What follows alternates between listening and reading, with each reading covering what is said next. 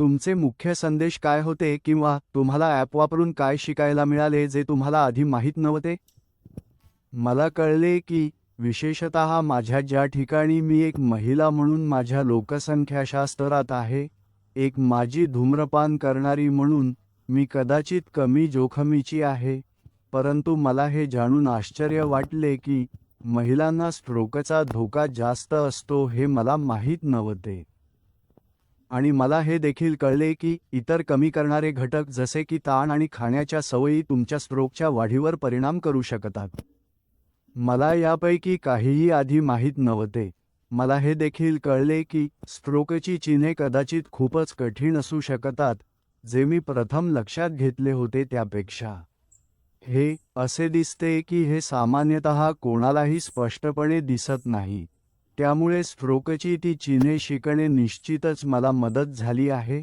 जर मी कधी अशा परिस्थितीत सापडले जिथे मी किंवा माझ्यासोबत असलेली व्यक्ती स्ट्रोकचा अनुभव घेत आहे. आणि यामुळे माझे डोळे खूप उघडले आहेत की मी काय करू शकतो आणि त्याचा दीर्घकालीन परिणाम माझ्यावर किंवा स्ट्रोकचा त्रास झालेल्या व्यक्तीवर काय होऊ शकतो. तुम्हाला स्ट्रोक रिस्कोमीटरबद्दल काय वाटले आणि ॲपबद्दल तुम्हाला कोणते पैलू आवडले किंवा न आवडले? मला ॲप आवडले कारण ते वापरण्यास खूप सोपे होते. सर्व शब्दसंग्रह साध्या, सोप्या इंग्रजीत होते जेणेकरून मला ते समजले.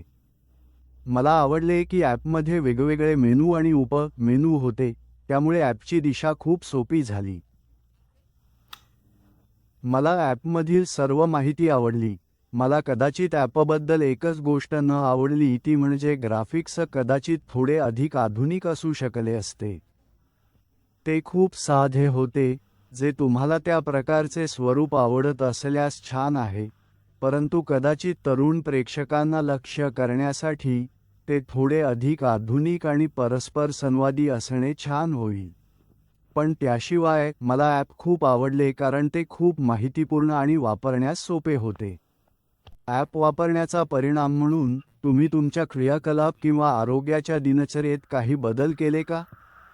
होय, मी खरंच माझ्या धूम्रपानाच्या सवयींबद्दल विचार केला. मी जवळजवळ आठवड्यात एक पॅकेट सिगारेट ओढत होतो आणि अर्थातच धूम्रपानाच्या इतर सर्व भयानक दुष्परिणामांव्यतिरिक्त मला माहीत होते की ते तुमच्या स्ट्रोकच्या जोखमीवर किती वाईट परिणाम करू शकते आणि मी जुलै 2017 मध्ये धूम्रपान सोडले. तर आता 1 वर्ष होत आहे आणि ते माझ्या एकूण आरोग्यासाठी निश्चितच मोठी मदत झाली आहे, परंतु यामुळे माझा स्ट्रोकचा धोका देखील कमी होणार आहे. आणि मी करत असलेल्या इतर गोष्टी म्हणजे अधिक निरोगी खाणे आणि व्यायाम करणे कारण मला हे समजले नाही की याचा तुमच्या स्ट्रोकच्या जोखमीवर किती परिणाम होऊ शकतो.